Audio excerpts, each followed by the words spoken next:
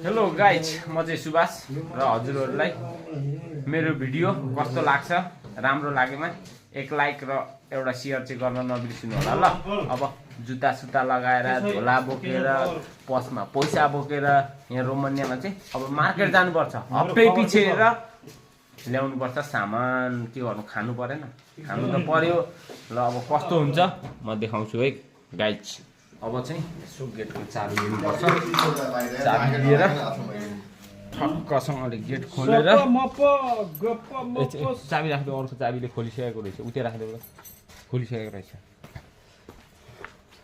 यो चाहिँ हाम्रो गेट हो अनि यसरी हिँड्नुपर्ने हुन्छ। यो चाहिँ हामी बस्ने ठाउँ हो।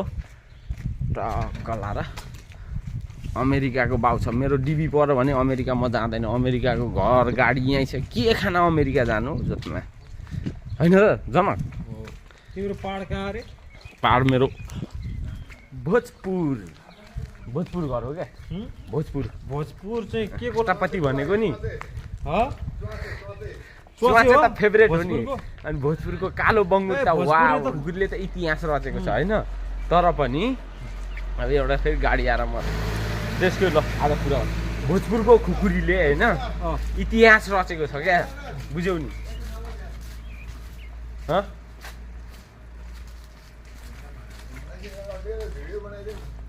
के टिकटकमा हाल्ने? अरे ल नाच होइन, यहीँबाट म भरे उ गरेर एडिट गरेर पठाइदिन्छु।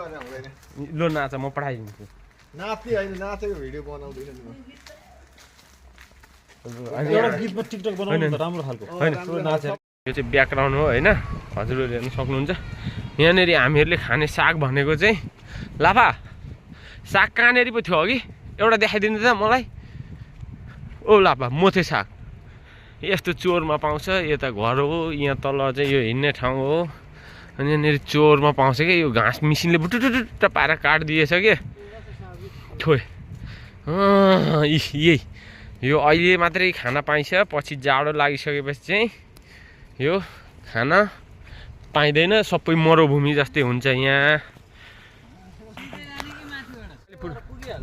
अनि यो साग मात्रै हामीहरूले खान्छौँ गाइस यहाँ रोमानियामा चाहिँ। अनि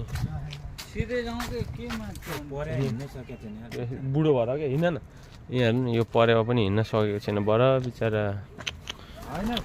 के को त उडिरहेको छ त, कहाँ हिँड्न नसक्यो। यो ब्याकग्राउन्डमा हेर्न सक्नुहुन्छ होइन।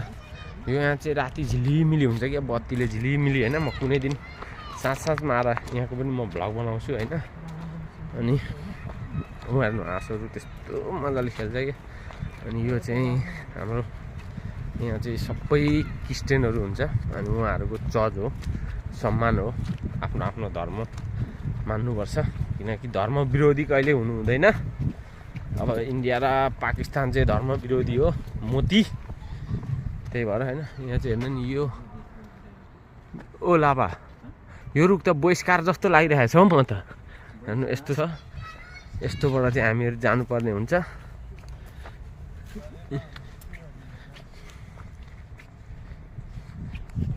अब यो यो यो पारिपट्टि हेर्न सक्नुहुन्छ होइन। यो राति झिलिमिली हुन्छ कि। अनि अब यो मार्केट ठक्क हामी चाहिँ हिँड्दै जान्छौँ। यहाँ रुमबाट धेरै लाग्दैन, 5-6 मिनट हिँड्दै गयो पुगिहालिन्छ।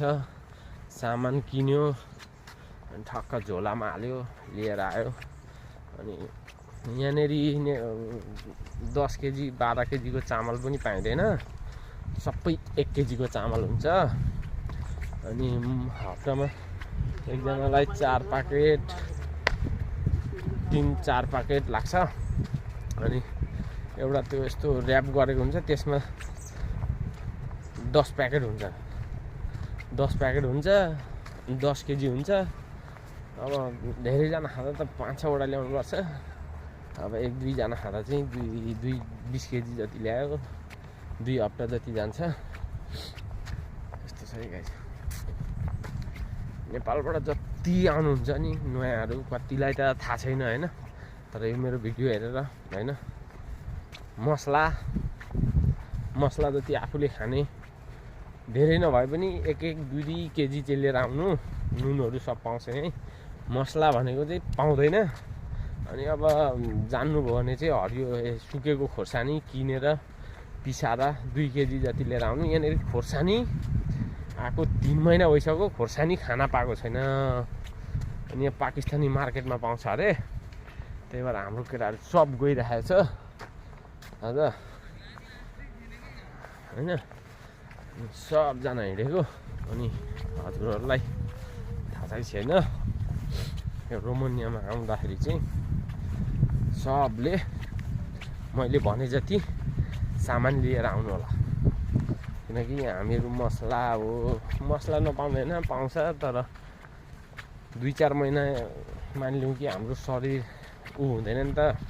अब नेपालको हावापानी र रोमानियाको हावापानी म्याच हुँदैन, त्यही भएर 6-7 महिनासम्म चाहिँ त्यो नेपालकै खायो भनेदेखि अलिकति बेटर हुन्छ। हामी आएको 4 महिना हुन आँटिसक्यो, अहिलेसम्म हरियो सागपात भनेको एक दिन हामीले मोथे पकाएर खाएको हो।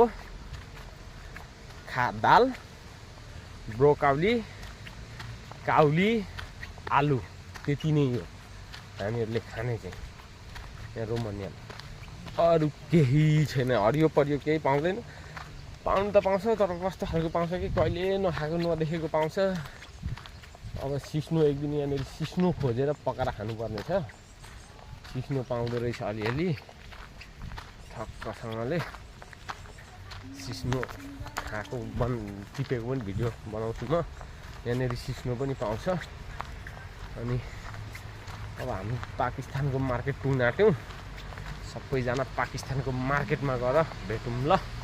गाइस कस्तो कस्तो पाउँदो रहेछ त्यहाँ हेरौँ होइन, कति रुपियाँ कतिले पर्दो रहेछ, अनि त्यही अनुसार कुरा गरौँ।